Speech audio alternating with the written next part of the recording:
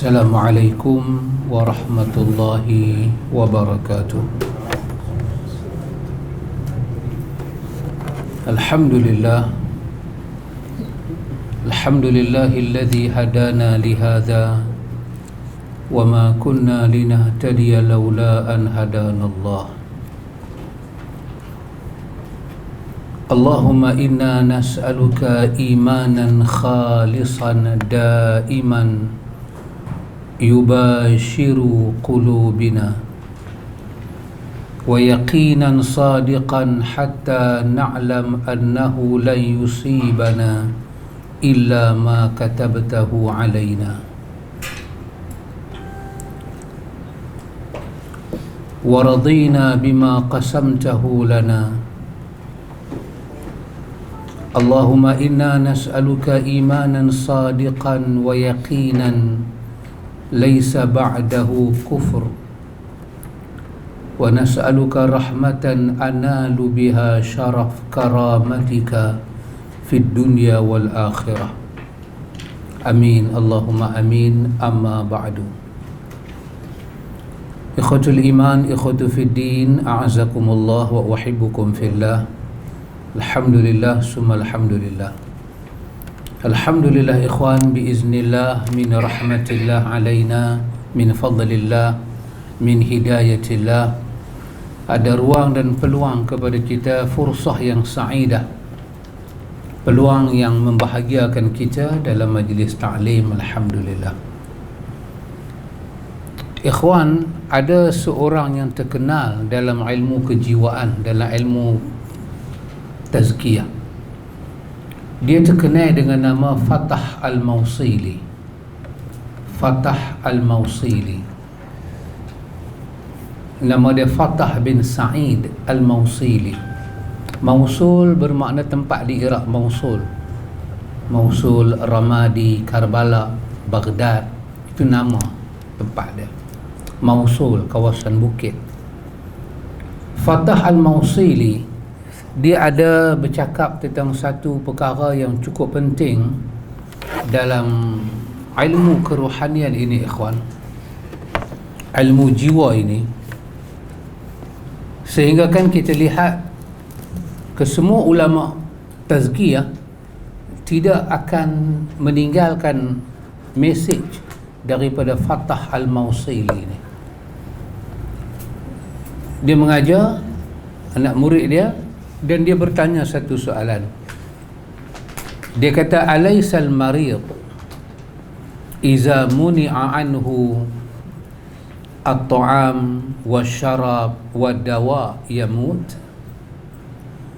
Dia kata, bukankah orang sakit, kalau kita tegah dia daripada makan, daripada minum, daripada ubat, itu boleh menjadi penyebab dia mati? Dia sakit, tak bagi ubat. Dia sakit, dah tak bagi ubat, tak bagi makan. Kalau orang sakit tu tak mau makan, lain bab. Ni orang sakit nak makan, kita hak jaga tak bagi. Tak bagi minum. Dia kata, apa akan jadi? Bukankah dia akan mati?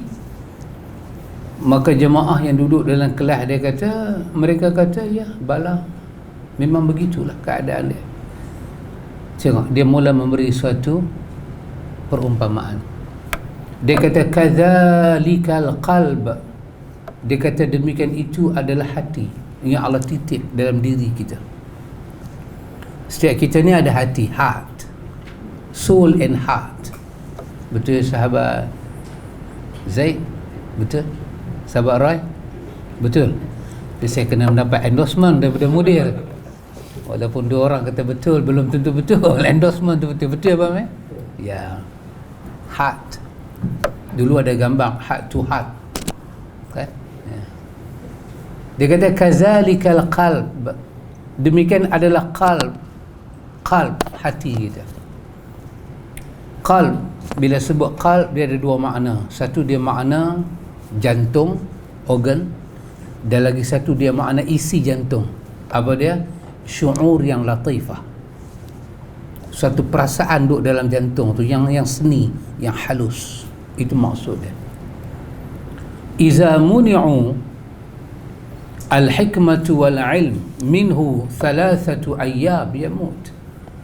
Dia kata kalau hati itu ditegah daripadanya hikmah dan ilmu, tak usah lama, dia kata cukuplah 3 hari, maka hati itu akan hilang hikmah, akan hilang ilmu, maka dia akan jadi qalbun mayyit, hati yang mati.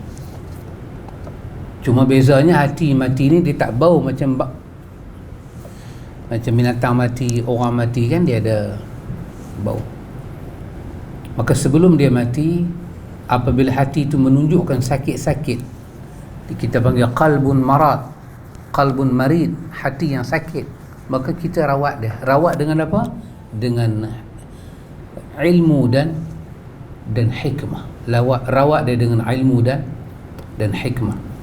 Ikhwan, itu telah mencipta suatu apa kita kata, suatu sempadan yang besar, suatu makna yang besar di dalam ilmu tazkiyah.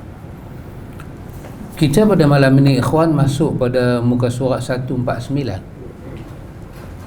Kita masuk di antara hadis lainnya berkaitan dengan doa yang Nabi baca dalam tahiyat akhir. Kita dah tengok hadis Abu Hurairah, Allahumma inni a'udzubika min azabil qabr wa min azabi jahannam wa min fitnatil mahya wal mamat wa min syarri fitnatil masihid dajjal. Berlindung daripada azabil qabr, lindung daripada azabi jahannam, lindung daripada fitnah al-mahya dan fitnah al-mamat, dan minta lindung daripada syarri fitnah al-masihid dajjal. Ada tengok bila sampai kat dajjal, berapa perkataan ada? Syarri, fitnah, al-masih, ad-dajjal. Empat itu nama tak elok. Keempat itu cukup tak elok. Wa min syarri fitnatil masihid dajjal.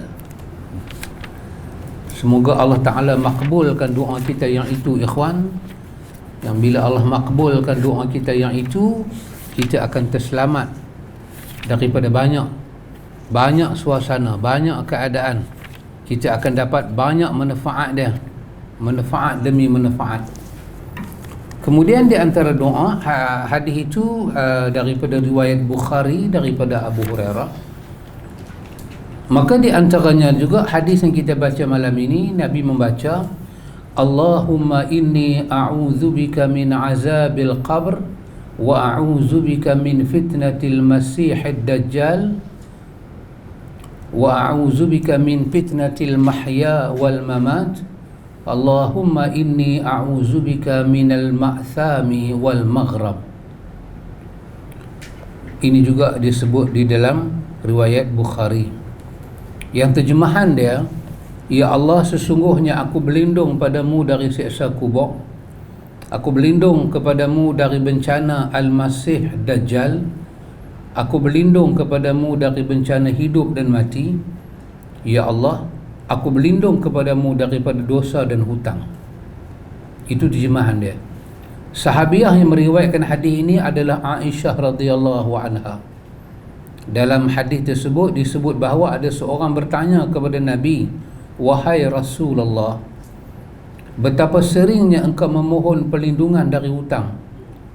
Lalu beliau menjawab, sesungguhnya apabila seorang laki-laki berhutang, ketika berbicara akan berdusta, dan apabila berjanji dia akan ingkari.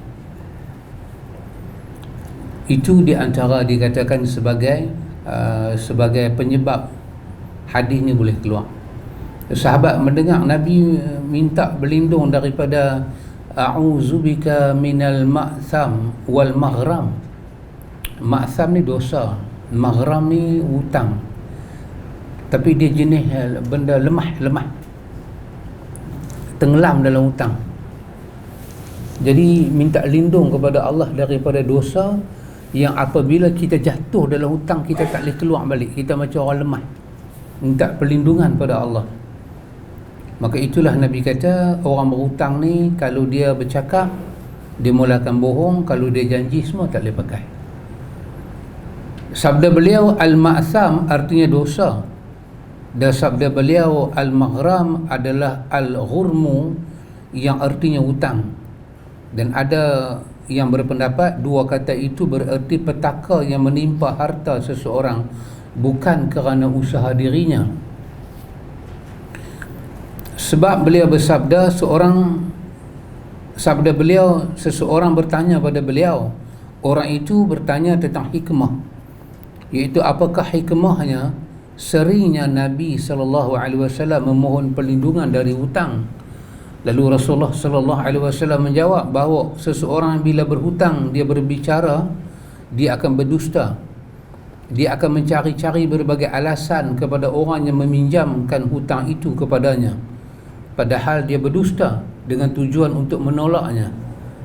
Dan sabda Nabi, dan apabila dia berjanji, dia akan mengingkari, iaitu dia akan berkata, aku akan melunasi hakmu pada hari anu, pada saat anu, namun dia tidak memenuhinya. Jadi dia telah berbuat dusta kerana hutangnya dan telah menyelisihi janji. Dan ini merupakan salah satu sifat orang-orang munafik. Marilah kita memohon perlindungan kepada Allah dari hal itu. Wallahu ta'ala alam. Dua benda ini, bercakap bohong dan dan berjanji tak boleh pakai, ini kaitan dengan hutang. Kaitan dengan hutang. Dalam sifat munafik itu, cakap tipu, itu bukan kaitan dengan hutang. Itu keseluruhan hidup dia, memang itu dia punya attitude dia, itu image dia. Tapi orang yang berhutang ni, dia bila bercakap dengan orang yang bagi dia hutang, dia tak suka terus terang. Dia tak suka terus terang, dia tak suka bagi tahu, kata saya tak boleh bayar lagi, dia saya tak mampu. Kenapa? Salah satunya, kata Hamka kata salah satunya ialah kerana dia tak berani menerima risiko kebenaran tindakan kawan tu pada dia. Dia takut. Saat ni bila dia habaq, dia tak mampu, dia tengok kawan tu punya respon tu tak bagus, kawan tu punya cakap tu tak bagus, maka dia kononnya nak menyelamat keadaan tu, dia, ya Allah, saya sebenarnya saya tertinggal ambil duit. Dia mula cari, dan itu tidak baik, itu tak baik. Sebenarnya terus terang. Hamka kata ada suatu ayat dalam Quran yang cukup menarik. Itu ayat daripada surah An-Nahli. Allah kata, innallaha ya'muru bil adli wal ihsan wa ita'i dzil qurba. Satu ayat ada 3 perintah, ada 3 larangan. Allah kata, Allah menyuruh kamu dengan adil, Allah menyuruh kamu dengan ihsan, dan Allah menyuruh kamu dengan kebaikan kepada kaum keluarga. Dan Hamka memberi penjelasan. Hamka kata apa dia adil? Bila kita berhutang, kita bagi orang hutang, kita pergi tuntut pada hari itu adil.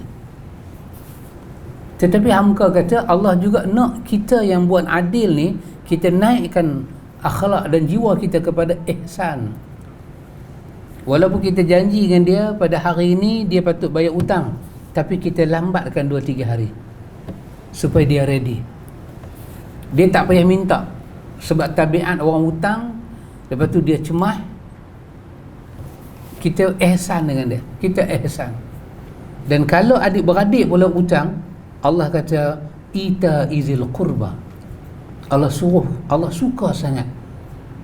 Dan perkataan dalam ayat ini, kalamullah ini, innallaha, ini sirahnya luar biasa. Lalu dialog dalam Quran, qalu, qala, ini innallaha, sesungguhnya Allah sendiri, diri Tuhan sendiri, kemahuan Tuhan sendiri. Tuhan nak kamu fikir macam mana nak buat adil, dan kamu fikir macam mana nak buat ihsan. Dan kalaulah adil dan ihsan itu melibatkan kaum keluarga, maka Allah suka kita berkebajikan lebih pada kaum keluarga. Kalau boleh kerat hutang dia, kerat bayar setengah. Yang setengah tu pula kalau boleh lanjut lagi masa. Biar 3 akhlak tu yang Allah sangat suka tu ada kat kita. Apa dia? Al-adlu, al-ihsan, ita'i dzil qurba. Dan Allah kata Allah larang kamu tiga, wa yanha 'anil fahsya'i wal munkari wal baghi. Allah tak suka kita terlibat dengan fahsya, dengan mungkar dan baghi, pelanggaran hak orang, kezaliman. Ya'izukum la'allakum tadhakkarun. Allah kata yang ni kata Allah, aku benar-benar beri pada kamu pelajaran dan aku beri kamu peringatan. Itulah sahabat Nabi kan, yang bernama Osman bin Maz'un. Dia kata banyak benda Nabi cakap aku tak faham, tapi aku dengar Nabi cakap. Tapi bila turun ayat ni, dia kata subhanallah, aku baru tahu Islam itu sempadan dia dari mana ke mana. Kalau dia tinggi dia daripada mana. Kalau dia menyunam ke bawah sampai dasar mana. Kalau dia ke kanan, lebar dia ke mana. Kalau dia ke kiri, penyudah dia di mana. Baru aku tahu bila turun ayat ni, kata Osman bin Maz'un. Itu hari Osman bin Maz'un mati, Nabi semayang mayat dia. Kata Auf bin Malik dalam riwayat Muslim, awaklah aku yang tak mati hari ni. Nabi, dia dengar Nabi baca Allahumma ghafir lahu warhamhu. Nabi duk ulang tu. Auf bin Malik duduk di belakang, dia kata ya Allah, alangkah baiknya kalau aku yang mati hari ni. Nabi ulang dua benda. Satu, Nabi tertarik dengan statement Osman bin Maz'un. Dia kata ayat ni, bila turun ayat ni dia benar-benar faham agama tu apa. Dan yang kedua, Nabi kata kat dia, Nabi kata atas kubur dia, Nabi kita telah datanglah kepada Osman bin Maz'un al-yaqin. Ujung daripada surah Hijr, Allah kata wa'bud rabbaka hatta ya'tiyakal yaqin. Allah kata beribadatlah kepada Tuhan engkau sampai datang al-yaqin.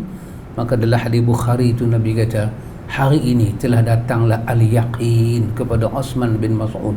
Nabi melengeh. Nabi ambil satu batu, Nabi letak di kepala dia. Nabi kata ini adalah maqbarah, kubur Osman bin Maz'un.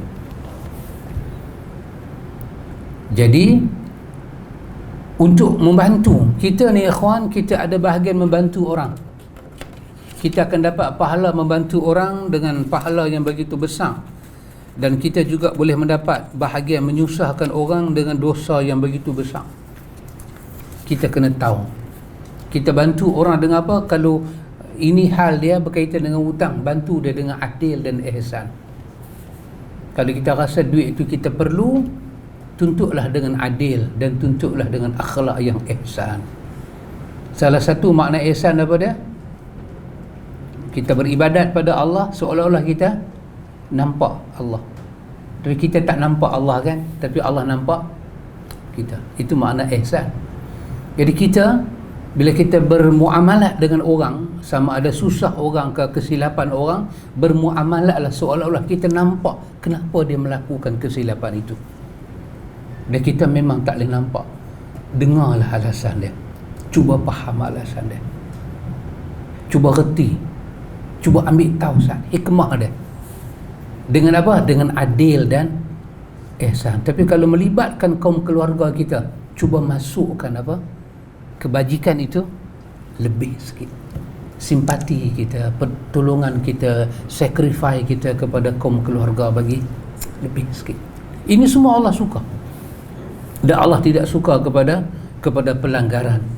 Dan apabila kita bertindak kasar kepada orang tanpa sahal, tanpa lain, tanpa memudahkan dia, tanpa meringankan dia, tanpa tak mau baca alasan dia, maka kita telah menyusahkan dia. Ada satu perkataan daripada Abdullah bin Mas'ud, Abdullah bin Abbas radhiyallahu anhuma. Tapi perkataan ni dia bukan bab kita bercakap. Dia Abdullah bin Abbas bercakap bab azan. Tetapi konten dia bercakap macam kena dengan tajuk ni. Iaitu tajuk apa? Saya kata kita jangan menyusahkan orang bila kita tahu dia susah. Takut-takut dalam kita menekan dia itu, kita yang memaksa dia bertindak agresif, bertindak bohong, bertindak lari. Takut kita yang paksa dia. Kita dalam konten dia. Kata Abdullah bin Abbas, dia kata man sami'a al-munadi falam yajib lam yurid khaira wa lam yurid bihi khaira. Dahsyat dia cakap. Dia kata, man sami'al munadi, siapa dengar orang azan, seruan azan, falam yajib, dia tak pergi sembahyang. Dia tak pergi sembahyang. Dia kena tahu satu benda, dengan dia tak pergi sembahyang tu, lam yurid khairan, dia telah pun memberi suatu isyarat kepada diri dia dan kepada Tuhan, dia tak suka kebaikan. Dia tak suka. Orang bang Allahu Akbar, dah di ujung tu ada hayya 'ala salah, dia tak pergi. Dia tak sembahyang pun. Dia kena tahu, dengan dia tak sembahyang itu dia memberi isyarat. Isyarat apa? Dia tak suka kebaikan. Betul. Antum kan Nabi kata ada 3 benda menenangkan aku dalam dunia ni. Banyak benda, tapi dalam satu keadaan tu Nabi sebut 3 benda ni. Kerana Nabi nak literalkan keadaan dia. Apa Nabi sebut? Nabi kata, aku cukup senang kalau hidung aku boleh bau benda wangi-wangi. Cukup senang kau. Cukup senang. Yang kedua Nabi kata apa? Nabi kata, aku cukup seronok melihat wanita-wanita yang salihah. Dan yang ketiga Nabi kata apa? Qurratul aini fi salat. Sejuk mata aku bila aku sembahyang. 3 benda ni dia suka. Benda yang buat dia jadi tenang, dia jadi aman. Segala masalah yang ditanggung, yang Quran kata alam nashrah laka sadrak, tidakkah kami mengangkat suatu benda yang menjadi bebanan ketat dada engkau Muhammad, kami cabut, kami lapangkan dada engkau yang sebelum ni kau tanggung cukup berat Muhammad. Bila Nabi dapat rilis benda tu, dapat sakinah, dapat ketenangan, kedamaian, bila dia semayang. Pasal tu dia semayang, ikhwan. Dalam hadis kita baca, mungkin kita tak perasan. Nabi baca Baqarah, habis. Mudir baca tak habis tadi. Saya ingat nak habis. Dia baca Baqarah, habis. Berapa juzuk Baqarah? 2 lebih, 3 juzuk Baqarah. Lepas tu Nabi sambung Ali Imran, sambung lagi Ali Imran pun berapa ayat, 200 ayat. Lepas tu dia sambung An-Nisa. Di satu sudut kita kata, Nabi baca panjang. Itu kalau kita tengok another side. Tapi cuba tengok sudut lain. Sudut apa dia? Sudut satu orang boleh baca surah sepanjang tu, kalau dia tak dapat sesuatu dalam hati, dalam fikiran yang bawa dia pergi jauh, tak mungkin dia boleh baca sepanjang tu. Satu orang buka surat khabar daripada depan, dia baca, dia melalui setiap rangkap huruf, kalimat, berita, story sampai habis surat khabar. Kalau dia tak dapat jiwa berita tu, tak mungkin dia baca. Sebab orang macam saya baca 2 line pun dah tak ada apa rasa. Tapi orang tu dia macam pami'on kan, dia baca surat khabar, dia baca buku cerita. Kalau dia tak dapat satu cerita, tak mungkin ikhwan, tak mungkin. Tengok lawyer dia punya buku tu dia sekali tengok kadang dia heret di mahkamah tu, dia beg dia kata ada apa? Buku. Orang mengajar lawyer study buku dia besar-besar. Kalau dia tak dapat sesuatu, dia tak bawa diri dia, kepahaman dia dalam bacaan itu, tak mungkin. Kita baca satu benda yang panjang, yang kita tak boleh masuk dalam benda tu, kita mula rasa boring. Tapi Muhammad bin Abdullah wa Rasulullah dia boleh baca Baqarah sampai habis, apa yang dia rasa. Dia boleh sambung lagi. Sahabat yang ikut dia tu pun dah mula menyangka nak rokok kot. Kata Nabi kalau tak rokok, aku nak rokok jugalah. Tapi kalau aku rokok, tidakkah aku tinggal Nabi seorang-seorang? Gamakkah aku nak tinggal dia seorang-seorang? Bermakna sahabat ni dah tak boleh masuk dah dalam ayat tu. Tapi Nabi boleh pi lagi. Boleh. Makna apa yang dia dapat? Ya, dia dapat yang lain. Dia beritahu aku tenang. Aku rasa hidup. Aku rasa tempat pengaduan. Aku rasa tenang. Allah menjadikan sembahyang itu adalah qurratul aini. Qurratul aini, penyejuk mata aku. Sejuk mata aku, ya subhanallah. Subhanallah, ikhwan. Karena itu, bila orang tu dia dengar azan, dia tak mau sembahyang, maka dia kena tahu lam yurid khairan. Dia telah bagi tahu satu isyarat dalam bentuk body language, yang body itu berlanguage, yang dia tidak bercakap di mulut. Dia kata apa? Lam yurid khairan, saya tak perlu kebaikan. Dan kalau itu dia bagi isyarat, maka dia kena tahu juga satu benda. Apa kata Abdullah bin Abbas? Dia kena tahu walam yurid bihi khairan, kebaikan itu juga tak akan suka pada dia. Maka Tuhan pisahlah manusia dengan kebaikan. So bila kita tunjuk action, kita menyusahkan orang, kita bagi tekanan pada orang, kena tahu ada dia punya bacaan dia apa? Kebaikan juga tidak akan suka pada kita. Maka kerana itu kita tak boleh jadi penyebab. Kan Nabi sebut dalam riwayat tentang sahabat baca panjang, betul? Sembahyang panjang, dia baca Baqarah sampai sahabat Mubarakah, dia mengadu kat Nabi, ya Rasulullah, apa hal dengan Nabi beralih pada dia. Nabi kata, kenapa kau menjadi penyebab orang lari daripada masjid? Wahai, dia bukan buat benda-benda tak elok, dia imam, itu hak imam. Tapi kerana panjang, kerana fikum zul hajjah ad-da'if, di belakang kamu ada orang ada hajat, ada keperluan, orang lemah, bawa budak-budak menangis, mak mula tak selesa. Nabi kata kepada Muaz, kenapa kau nak larikan orang daripada Tuhan?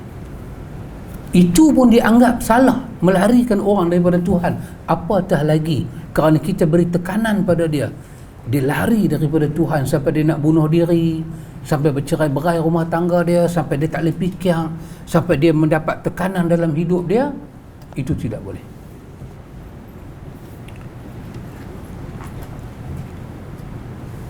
Perkataan hayya 'ala salah, hayya 'ala salah, macam ni saya sebut, saya bukan Bilal, betul? Position bermakna hayya 'ala salah adalah position Bilal, betul? Hayya 'ala salah, dipanggil orang ke mana? Masjid. Dia mungkin azan di masjid, dia mungkin azan di surau, di dewan, di madrasah, di mana-mana kan? Dia panggil orang sembahyang. Dah habis dah dia azan hayya 'alal falah semua, dia pun baca doa yang Nabi kata halal syafaat, siapa baca doa ni pasti dapat syafaat. Dah habis dah, katalah lepas tu dia buat qabliyah 2 rakaat dah. Habis dia buat qabliyah 2 rakaat, dia bangkit nak qamat. Masa dia bangkit nak qamat tu, dia pusing. Kebetulan dia pusing tu, dia nak pergi qamat, dia bangkit nak qamat, dia pusing tu, dia ternampak satu muka, yang muka tu memang dia meluat. Dia memang tak suka, sebagai manusia lah, dia memang, dia kata kat mulut, kat hati dia, main buat apa?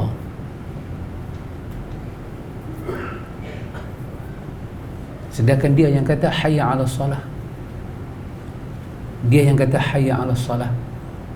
Tiba-tiba dia tengok satu orang yang sememangnya dia ada peribadi dengan kawan tu mai bukan nak jumpa dia, kawan tu mai kerana hayya 'ala salah. Hati dia kata, mai buat apa? Oh, masjid ni satu je ada kot.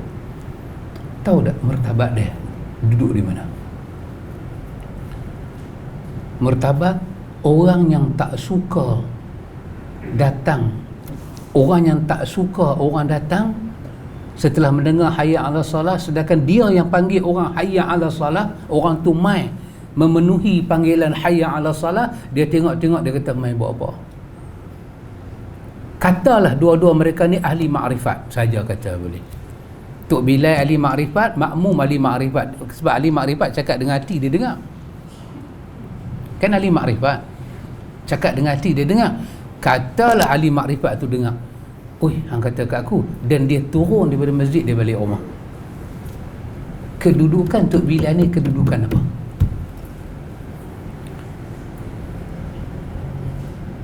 ara'aita allazi yanha 'abdan idza shalla, tidakkah Muhammad engkau melihat orang yang menghalang hamba aku sembahyang?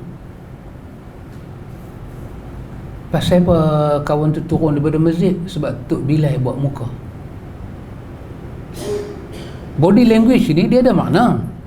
Sahabat Cap, are you agree with me? Dia ada makna. Kita pergi rumah mak mentua tengok tak tengok sama buat mata pirasat. Sembang dengan menantu lain, menantu lagi satu tak tengok. Kita jampuk pun dia tak payah kata dia tak suka kita. Kita automatically tak ada manual lah. Automatically kita boleh start cerita kita balik. Katalah kita keluar balik rumah sungguh, isteri kita, anak dia kata, mak awak buat lagu tu dekat abang, bilanya aku halau dia? Aku tak kata apa kat dia. Memang tak payah halau dengan mulut. Attitude kita sebagai orang yang jaga masjid, kita pengurusi, kita ahli jawatan kuasa, patutkah kita tengok jemaah kita, renungan kita itu seolah-olah dia tak mai lagi bagus pada dia mai, sedangkan kita yang kata hayya 'alas salah. Apa ini? Ini dosa yang selalu orang tak nampak. Dia hanya kerana 2-3 problem dengan orang tu.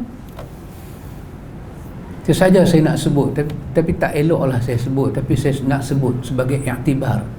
Saya dah sampai dah dalam masjid pada perkataan, betul-betul perkataan hayya 'alas salah, pengurusi turun. Dia kata sembahyang tempat lain boleh. Subhanallah, saya tak boleh lupa pengalaman tu. Tapi saya doakan dia selalu, Allahumma ghafir lahu warhamhu. Dia dah mati dah, tapi saya tak boleh lupa sampai lah pengalaman tu. Kadang saya duduk, air mata saya turun, kenapa hang gamak kata lagu tu kok. Dia Muslim, saya bukan Hindu, saya Muslim.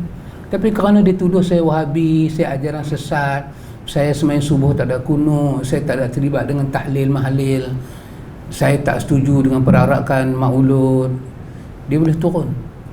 Dan kebetulan masa tu saya muda kan, saya masa tu kitab fikih sunnah, masa tu saya tak baca ni kira tak dah sampai masa tu fikih sunnah saya sabit kitab pertama, saya balik Iraq, saya baca, ustaz lah kata hang baca kitab apa, saya tak fikih sunnah, dia golek kepala. Aku pun tak berani baca kitab tu, hang nak mampu. Tapi dia turun masjid 2 lapis, dia turun, dia kata minta maaf, dia kata ustaz boleh semayang tempat lain tak? Saya kata saya nak buat maghrib je, saya balik. Depan tu ada masjid dia. Subhanallah, benci ke orang pun, ini rumah Allah. Jadi apa tujuan kita kata? Lebih baik kita kata hayya 'ala salah ilal wahabi, mailah semayang kecuali pok-pok Wahabi. Eloklah kata lagu tu, so kita tak payah pi sebut sebatah hayya 'ala salah, kecuali si Anu aku tak suka, aku meluat tengok muka hang, aku tak panggil hang. Tapi adakah azan macam tu? Tak ada. Ini dosa yang tersembunyi.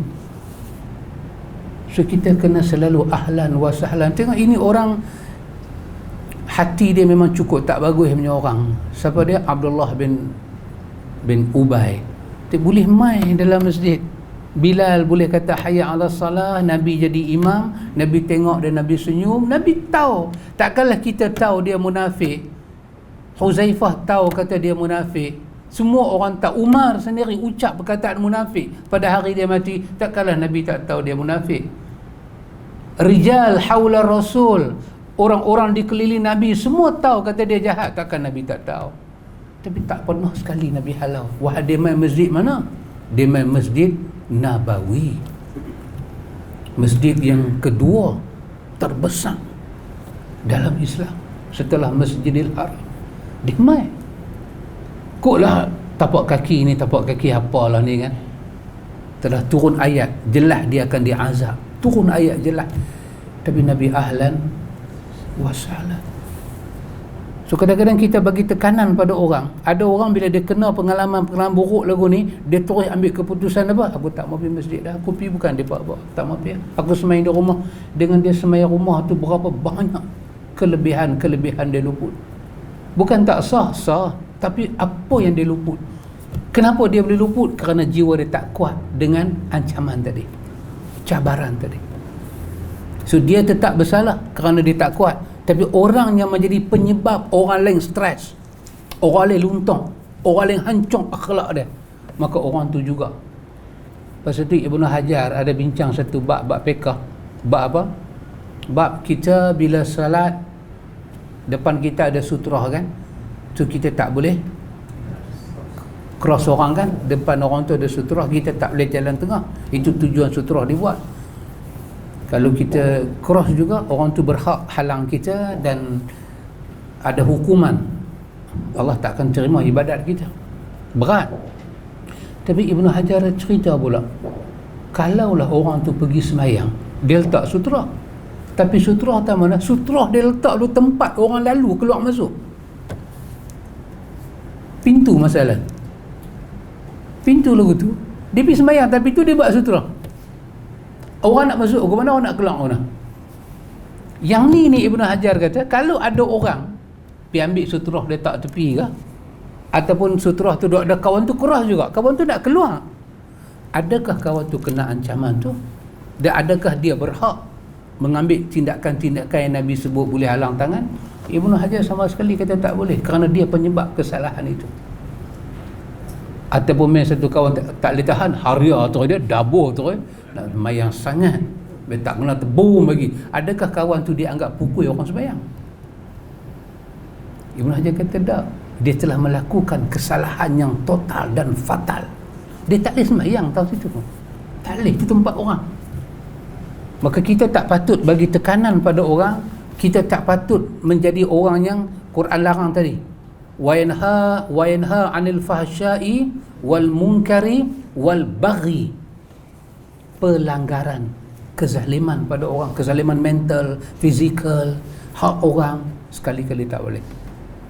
Maka inilah dia yang Nabi duk bagi tahu pada kita ikhwan, supaya kita tak bagi tekanan pada orang.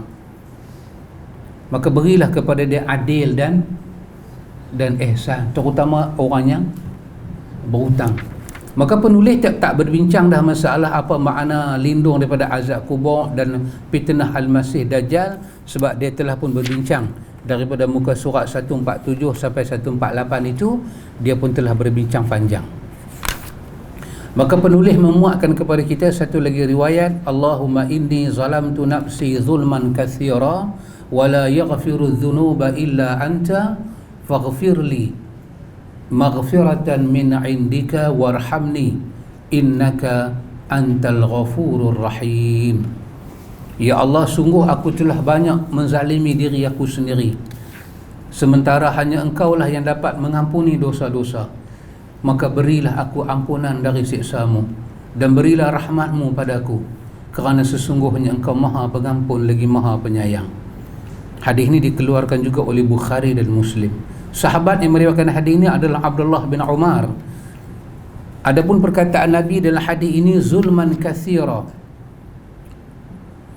kebanyakan riwayat dengan menggunakan lafaz kasiran. Dalam sebahagian riwayat Muslim disebut dengan menggunakan lafaz kabiran. Masing-masingnya jahid, masing-masingnya elok. Imam An-Nawawi bertutur dalam Al-Azkar, selayaknya kedua itu digabungkan dengan ucapan zulman kathiran kabiran, kezaliman yang banyak lagi besar, atau sesekali membaca yang ini dan pada kesempatan lain membaca yang lain. Nabi menyebut Allahumma inni zalamtu nafsi zulman katsira. Aku telah zalim diri aku ya Allah. Aku sendiri telah zalim diri aku ya Allah. Sungguh ya Allah. Ini ikhwan, agak-agak kita lah, sepengetahuan kita yang kita duk belajar ni, siapakah manusia yang pertama ucap perkataan ini, zalamtu nafsi? Nabi Adam, ya. Sekali Adam sebut, lepas tu semua manusia sebut, terutama anak cucu dia yang dipilih menjadi Nabi dan So betapa besarnya pahala Nabi Adam dapat. Dia turun ke dunia, Allah cerita 24 dalam Al-A'raf. Doanya pertama bergema, terbuka 77 pintu langit. Malaikat mengangkat doa Adam sampai ke Arash. Malaikat tak tahan tangisan Adam. Rabbana zalamna anfusana wa illam taghfir lana wa tarhamna lanakunanna minal khasirin. Allah kata qala, keduanya berkata, wahainya keluar daripada syurga itu tiga. Ihbitu minha jami'an, kamu ke semua. Ihbitu minha, Allah tak kata kamu berdua keluar, Allah kata kamu ke semua. Adam, Hawa dan Hasikok lagi tu Iblis alaihi laknatullah. Tapi bila berdoa dua, qala, mereka berdua berkata, Rabbana zalamna, Tuhan pencipta kami, pelindung kami telah menzalimi diri kami. Nabi ulang, inni zalamtu nafsi zulman katsira, sungguh aku telah zalim diri aku, roh aku, zulman katsira, dengan kezaliman yang banyak, atau zulman kabira, yang besar. Zulm makna dia dosa, kezaliman. Tapi zulm juga bermakna gelap. Gelap kira-kira mana? Kira-kira kalau kita buka mata yang kita buka dalam gelap tu tak boleh menerima kegelapan tu, rosak mata kita. Kita akan rasa takut, kita akan menjerit. Gelap itu buat kita cukup terbeban. Itu nama dia zulm. Nabi Adam kata, Rabbana zalamna, Tuhan, dosa dia buat tu, dia apa? Dia ibaratkan, kalaulah hang bawa dosanya aku buat walaupun satu je, Adam buat satu je. Ya Allah cerita dalam surah Taha, satu dia buat. Dia kata yang satu ni ya Allah, kalau hang bawa pergi akhirat balik, aku tak boleh tengok ya Allah. Aku akan takut, aku tak akan tanggung, aku akan menyerit, aku akan menyesal, aku akan merana Tuhan. Yang satu ini benar-benar telah menjadi satu benda yang cukup banyak pada aku dan berat Tuhan. Wa illam taghfir lana wa tarhamna, tak dapat cuci, tak dapat buang, kecuali dengan kalau kau ampun aku dan kau rahmati aku ya Allah. Kenapa ampun? Sebab Allah dipanggil Ghafur, Ghaffar. Ghafur pengampun, Ghaffar maksud dia dihapus kesalahan itu. Ghaffar, kalau kata Ghaffara dalam surah Nuh, bermakna apa? Asitru, dia tutup dosa kita, dihapuskan supaya benda tu tak jadi ngeri di akhirat. Ya Allah, kalau kau tak ampun dengan makna kau tak ambil dosa tu, kau tak cuci dosa tu, kau tak buang, kau tutup ya Allah, kau tutup dan kau delete lah dosa ni ya Allah, jangan bagi aku tengok akhirat.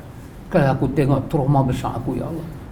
Dan itu ya Allah tak aku dapat kalau bukan kerana rahmat-Mu ya Allah. Wa illam taghfir lana wa tarhamna, kami berdua ya Allah, bukan aku seorang. Adam tak tuduh Hawa buat salah, Hawa tak tuduh Adam buat salah. Walaupun Quran menyatakan Adam yang pergi ambil, tapi kedua-dua mengaku salah. Wa illam taghfir lana, perkataan dia illam taghfir lana, kalau engkau tak menunjuk keampunan dan rahmat engkau ya Allah. Adam tunjuk apa akan jadi. Lanakunanna minal khasirin, pasti ya Allah, tak ada syak lagi, pasti aku rugi. Khasirin fil akhirah dengan makna apa? Trauma. Quran kata ya hasratan 'alal ibad, pakat trauma lah hamba aku pada hari ini.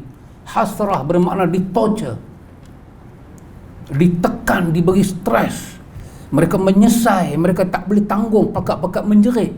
Wamtazu yawma ayyuhal mujrimun, hari itu kami pisah dua puak. Yang nak menjerit kami letak sebelah, yang bahagia kami letak sebelah. Fariqum fil jannah wa fariqun fis sa'ir. Sepuak kami tolak dengan begitu ngeri masuk ke dalam neraka. Satu puak lagi kami pisah mereka dengan penuh rahmat dalam syurga. Bila Nabi Adam sebut, kita tengok senarai dia. Nuh sebut, baca dalam surah, dalam Al-A'raf, Nuh sebut, sampailah Nabi Muhammad dia ulang benda yang sama. Itu zulman kasira. Hadis ini mengandungi dalil bahawa manusia tak terlepas daripada dosa dan kekurangan, sebagaimana dalam hadis Nabi SAW, luruslah dalam mengikuti kebenaran, namun kalian tidak akan sanggup. Nabi kita lurus, tapi kadang-kadang kamu akan lencong juga, kadang-kadang akan lencong juga. Selalu berhenti 8.30 lah 8.40 dah, lencong juga dalam nak lurus itu, dia lencong juga. Maknanya saya dah ambil masa Ustaz Nan. Jadi yang baki itu ikhwan, kita akan sambung pada kuliah kita yang akan datang, insya-Allah. Wallahu taala a'lam. Subhanakallahumma wa bihamdika asyhadu an la ilaha illa anta astaghfiruka wa